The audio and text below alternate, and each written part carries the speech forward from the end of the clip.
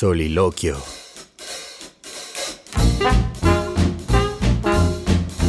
Buen día, planeta Tierra. Daniel Rosas de este lado. Caballeros, todos conocemos el concepto de el cinturón de castidad, que tiene que ver con esta imagen histórica del llamado sexo débil. Y para quien no lo sepa, aquí un breve resumen. El cinturón de castidad fue usado durante la Edad Media, cuando los caballeros y plebeyos pasaban meses y a veces hasta años en el frente de batalla.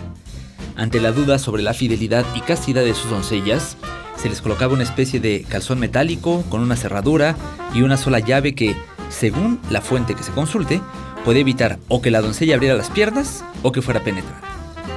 Ahora se sabe que casi con seguridad se trató de un mito, pero sirve muy bien para ejemplificar el tema de hoy: la dominación negativa de los hombres hacia las mujeres. El punto interesante es el motivo por el que se tiene que recurrir a métodos de dominación. O sea, ¿existe alguna razón por la que los hombres actuemos de esa manera? Bueno, pues para sorpresa mía, y quizá también la suya, la explicación podría estar en la biología. La capacidad de la mujer de poder traer vida es quizá un motivo de inseguridad por el que el llamado sexo fuerte se ha comportado de la manera en que sabemos. Pero no seré yo quien les dé detalles de esta historia y su relación con el paternaje. Para hablar de este tema y la diferencia que existe con la paternidad, pudimos charlar con la doctora Gabriela Torres de Moroso. Ella es terapeuta, autora del libro Paternaje basado en principios, y que nos dio una buena zarandeada, la neta, sobre lo que en verdad es el paternaje y no como yo creía, que solo se trata de cuidar a los hijos.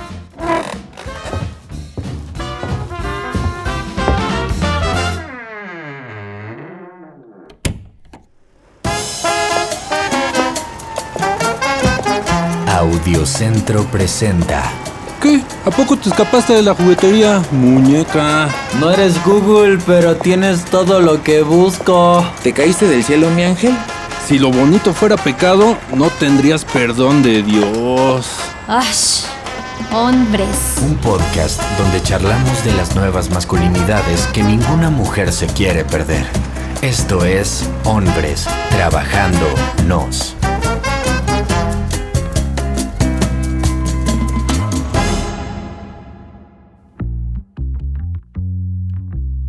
De entrada, Gaby, agradecidísimo por supuesto de que estés platicando con nosotros.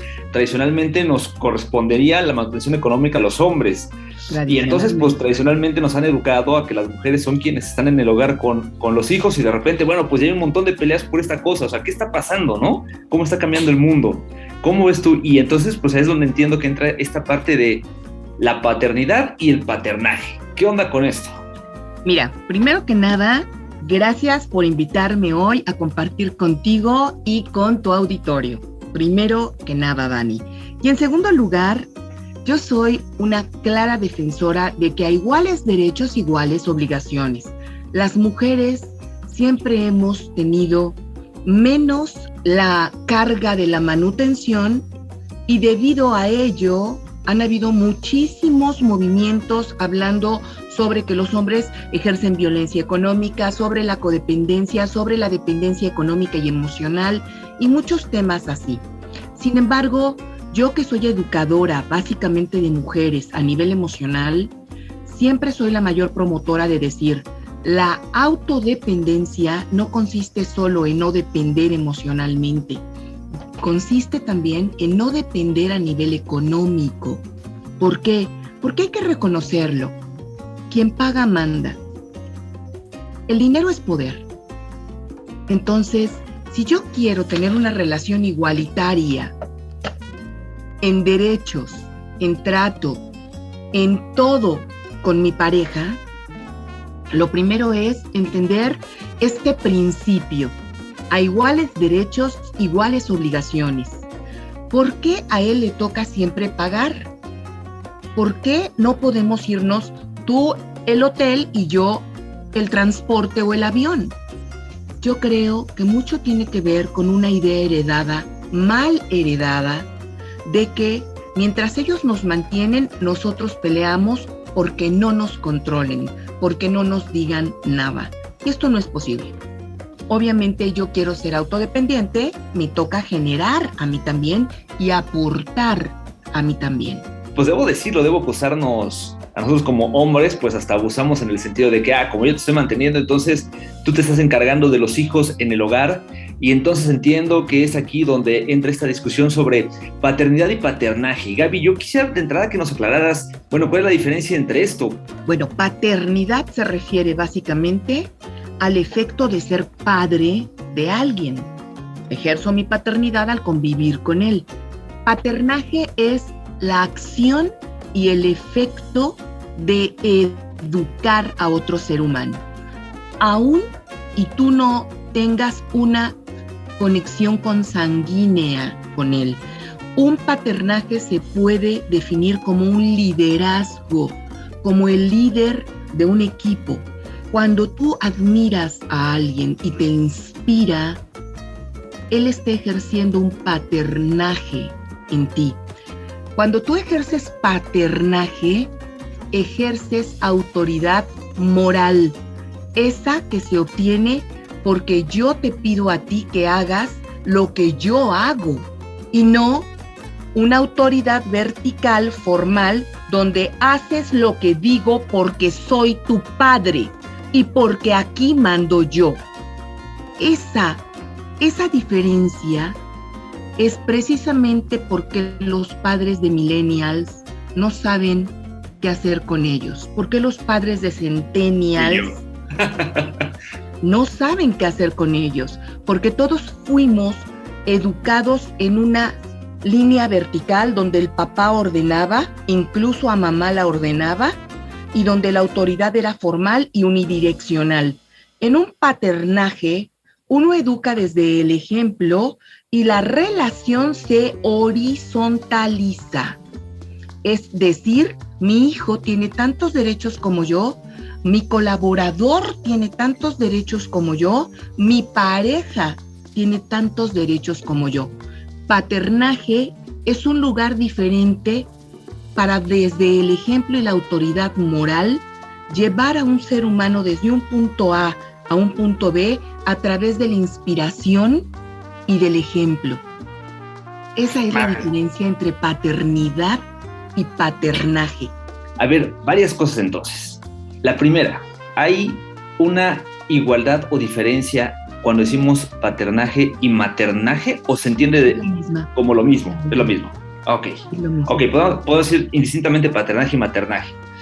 Ahora, refiriéndonos específicamente a los hijos, deberíamos entonces ahí sí utilizar más la palabra paternaje, porque se trataría entonces, por lo que entiendo, de hacernos conscientes a nosotros como hombres del papel tan importante que tenemos en la educación de nuestros hijos. ¿Por dónde comenzamos, Gaby? Ahora sí que tu experiencia, pues, ¿qué es lo que te dicen los hombres o las mujeres que deberían estar cambiando o que debería estar pasando para que haya un verdadero paternaje positivo? Creo que lo primero sería considerar que realmente el varón siempre es el primer hombre en la vida de una hija, de una niña. Lo que haga el papá va a tener incidencia en la vida de la hija para toda su vida, vale la redundancia, y ojo, cuando educamos una hija, educamos una familia, porque regularmente el varón durante la historia de la humanidad ha tenido una función distinta. Muchas veces se dice, ¿y por qué esta presión y este control y este cinturón de castidad se ha hecho solo para la mujer? ¿Por qué creen? Y aquí a tu público masculino quizás no le va a gustar mucho lo que voy a decir. Hasta hace 30 años de la historia de toda la humanidad no se sabía si el padre era el padre. Ojo, biológicamente la mujer podía haber estado con 30 varones una noche y no saber quién es el padre de su hijo. Pero hay algo en lo que la naturaleza la dotó en supremacía. Ese hijo, aunque no sepas de quién es, hay algo que sí sabes, es tuyo. Dado que el varón no tenía esa ventaja biológica, filogenética, él tenía que tratar de compensar a la naturaleza de una forma de control hacia la mujer. Patrimonio viene de patr. El padre era el que dotaba el patrimonio. Quiere decir que todos mis recursos de vida iban a ser heredados a mi hijo como parte de mi patrimonio, si yo soy varón. Sí, claro. Y resulta que mi hijo no es mi hijo. Del terror, ajá. Entonces, ¿cómo el varón iba a compensar por esta gran desventaja biológica, por este revés que le dio la naturaleza? Es cierto, el varón puede tener 1000 hijos en su vida reproductiva. Sin embargo, solo la mamá está segura de que el hijo es de ella. ¿Qué pasó ahí? El varón, de una forma compensatoria a nivel biológico, dijo, pues ejerzo control, ejerzo presión, hago que existan cinturones de castidad, hago que la capacidad de que mi hijo sea mi hijo se eleve con el control. Hay una gran razón biológica de por qué el varón ha sometido a la mujer a lo largo de la historia, porque la mujer era biológicamente superior a él. Y él tenía... Eso duele, yo sé que eso duele, pero las estadísticas no me dejan mentir. Las enfermedades genéticas, las mujeres las transmitimos, pero en la regularidad no las padecemos, Dani. Las mujeres tenemos XX, los varones solo tienen una X, como que son mujeres malformadas, incompletas, como que no les alcanza para la doble X. Y yo sé que esto va a generar muchos comentarios entre tu auditorio. Y bueno, armemos bulla. Todo esto es a nivel biológico, todo esto nada tiene que ver con mi criterio personal. Solo así justifico un poco el por qué el varón ha tenido que ejercer este yugo psicológico, emocional y a veces físico con un cinturón de castidad en la Edad Media ante la mujer. Tenía que compensarse con fuerza física, con fuerza bruta, lo que nosotros teníamos como fuerza biológica. Claro. Desde ahí ya llegábamos mal a la carrera. Ya no estábamos empezando en el mismo punto en la carrera de la vida, en la carrera biológica. Ustedes empezaban unos pasos atrás que nosotras. Esto es una realidad. ¿Cómo se adelanta el varón? Tratando de ejercer violencia de muchas maneras, que quizás no lo quería hacer de manera violenta, pero el paternaje tiene mucho que ver con decir, esta es una barrera biológica, pero nuestra barrera emocional y consciente, de conciencia consciente, nos ubica en el mismo punto del inicio de la carrera. ¿Qué hacer para que una mujer dé hijos que solo sean míos? A ver, varones, me encantaría preguntarles, ¿por qué mereces que esa mujer sea fiel y solo tuya para todos los días de tu vida? A ver, varones, yo merezco que mi mujer me elija solo a mí. ¿Por qué? Porque la amo, porque la cuido, porque la protejo, porque soy un hombre con valores como los que quisiera tener en un yerno para mi hija, porque incluso como exmarido, soy el exmarido que quisiera para mi propia hija. ¿Neta? ¿Neta con tantos cojones psíquicos? Me dicen, ¿por qué no hablas con más varones, Gaby? Porque tiendo a descojonarlos psíquicamente. ¿Por qué los hombres son machos? Muchos dicen porque las mujeres los educamos machos. Eso es cierto en parte. Tú, ahí, tu hermana, hacer qué hacer. Eso es cierto en parte. Sin embargo, ¿de dónde tomas tú tu modelo? ¿A quién modelas en tu manera de ejercer tu propia masculinidad? ¿De tu papá? Los hijos aprenden un 90% de lo que hacemos y tan solo un 10% de lo que les decimos, Dani. Es un tema complejo, es un tema de sociedad, pero también es un tema que ha llevado a muchas sociedades a avanzar y que a nosotros nos ha detenido. Reconozcámoslo. En México existe mucha desigualdad todavía entre el trato entre el varón y la mujer. Bueno, la verdad es que al principio de esta charla, o cuando te pedí platicar, yo traía la idea como que el paternaje tenía que ver nada más o exclusivamente con la educación de nuestros hijos, y estoy viendo que es un tema mucho más amplio, mucho más complejo, que tiene que abarcar muchas otras áreas.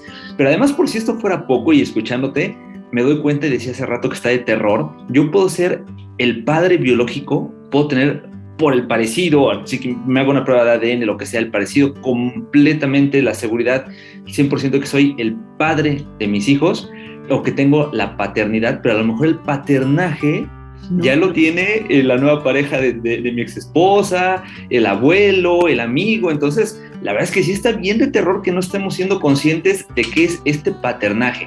Gaby, yo quiero preguntarte, a ver, nos has hablado de valores, y a mí me está cayendo mucho el 20 la parte de valores. Bueno, Si alguien, porque además los hombres somos bien dados a poner pretextos, si alguien me dice o te dice a ti en alguna terapia que él es como es porque así fue educado, porque así vio a su papá, porque así vio a su abuelo, pero que quiere cambiar, cosa que entiendo no está fácil, bueno, pues ¿por dónde comenzamos? ¿Cuál sería el primer paso o el ABC para comenzar a hacer un cambio positivo en el paternaje, Gaby? Antes de contestarte, te voy a dar una anécdota.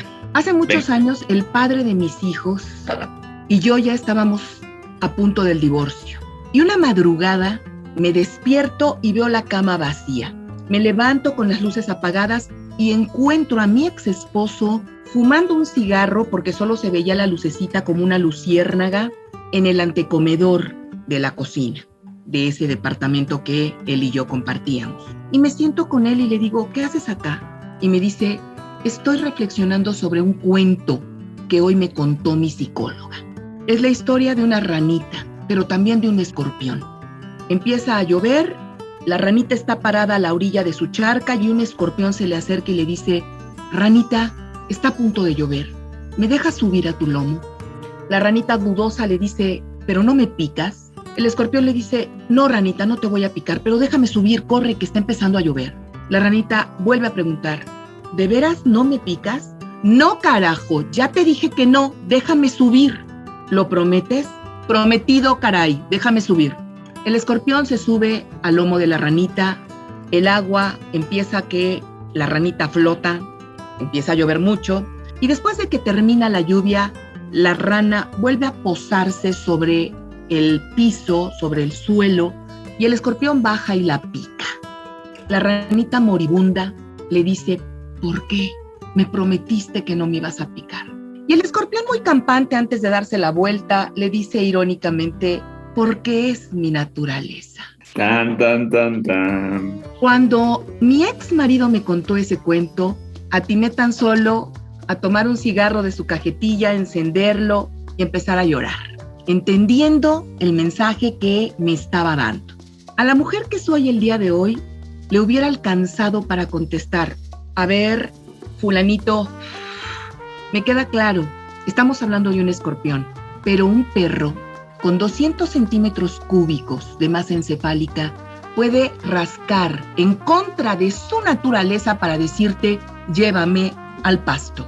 Un gato con 40 centímetros cúbicos de masa encefálica puede ir a una cajita, defecar y orinar en contra de su naturaleza, tapar y continuar la vida. ¿Me quieres decir, fulanito de tal, que tu psicóloga considera que tienes menos de 1 milímetro cúbico de cerebro?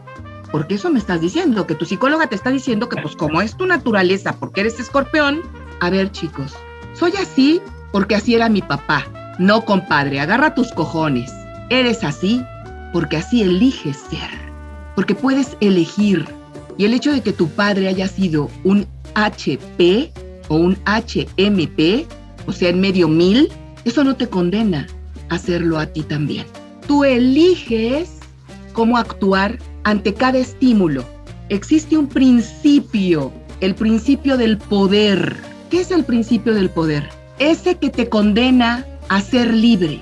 Decía por ahí alguien muy famoso en la psicología, Erich Fromm, y también Federico Nietzsche, alguien muy chingón en la filosofía. El hombre está condenado a ser libre. Cuando tú eliges, eres libre. El principio del poder no tiene que ver con poder controlar a otros. Poderoso no es aquel que controla a su pareja. Poderoso es aquel que se controla a sí mismo para no hacer lo mismo que hizo su padre con su madre. ¿Estás entendiendo lo poderoso que eres, varón? Tengas o no tengas 1 o 2 o 3 o 5 testículos, eso no tiene que ver con tus testículos, sino con tu corteza prefrontal. Y esa, te prometo, tienes más que un perro, más que un gato, más que un caballo, más que una ballena. Y mira que ellos hacen muchas cosas, más que un elefante amaestrado. Te prometo, te alcanza, no eres escorpión. Hoy yo hubiera contestado eso a mi exmarido. Gracias a Dios, solo me alcanzó para encender un cigarro y fumar. Gracias a Dios, porque si no seguiríamos siendo esposos quizás. Hoy entiendo, 2 sanos, 2 enfermos. Lo que es, él era adicto al alcohol, yo era adicta a mi adicto. Se llama codependencia y hoy vivo de ella, gracias a él. Oh, mala. Ahí está. Buenísimo. Oiga, Lo demás es lo de menos. Sí, yo creo que el mensaje es muy claro. Ya ni siquiera te voy a preguntar más detalles. Me parece que es muy claro y me quedo con esta frase que dices. El poder se demuestra no solo a las otras personas, sino controlándonos. El poder está en controlarnos a nosotros, a cambiarnos nosotros. Y la verdad es que justamente eso se ha tratado este espacio, de buscar estas alternativas. Así que, Gaby, yo te agradezco muchísimo, la verdad, porque creo que ha sido un buen cachetado en el que nos has acomodado. Va a haber muchos comentarios, ojalá que yo los pueda ver y contestar también. Pues esperemos que los haya de todos, ¿no? Siempre los hay para defender su postura. Esperemos que ahora haya también algunos comentarios autocríticos, de decir, creo que sí la estaba cagando y bueno, pues para adelante, ¿no? Entonces, Gaby, pues muchísimas gracias. La verdad es que ya no quiero desvirtuar más este último mensaje con otra pregunta. Yo quiero agradecerte muchísimo y bueno, pues a lo mejor comprometerte un poco a platicar en alguna futura ocasión sobre algunos otros temas, porque además me quedo todavía con algo en el tintero, que es esta explicación no pedida y regalada por ti hacia nosotros, que es un poquito entender de dónde viene esta actitud machista. La verdad es que me quedé muy asombrado con esta explicación biológica, no había yo caído en cuenta de ella y tiene toda la lógica del mundo, pero bueno, la platicaremos si quieres a profundidad en otro momento. Gaby, muchísimas gracias. Un gran abrazo, Dani, un abrazo a todo el público, siempre para ustedes.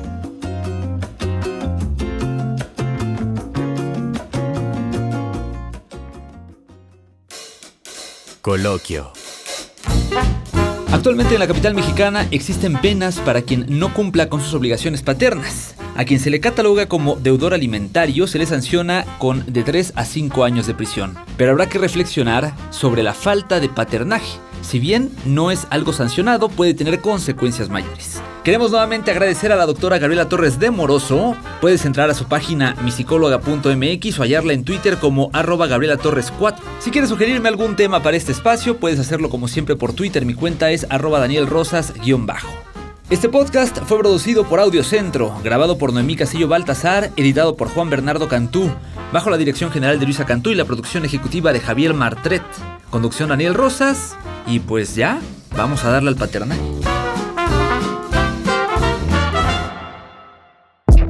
Audiocentro.